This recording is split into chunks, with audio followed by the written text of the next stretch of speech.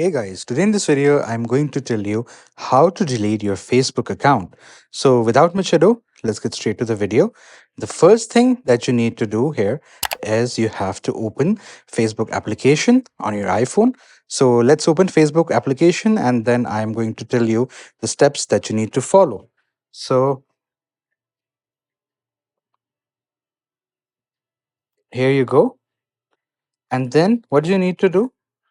You have to click on this icon below here on your profile icon, and then you have to click on this settings icon right here.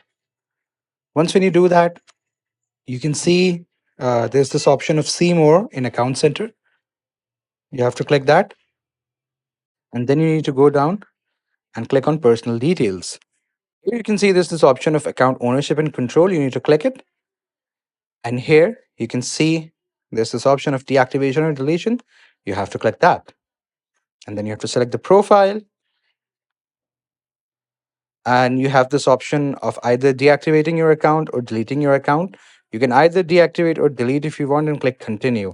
Once when you click continue, your account will be set up for deletion. It's going to ask for the password of your account, and once when you put the password, it will be sent for deletion, and it will take around 7 days to 14 days for Facebook to permanently delete your account. Sometimes it even takes days more than that.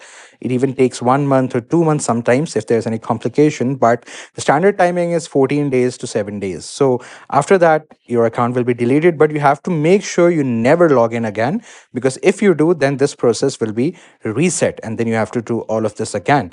So I hope this video was informative. Please do like the video and subscribe the channel to see more content like this. I'll see you in the next one.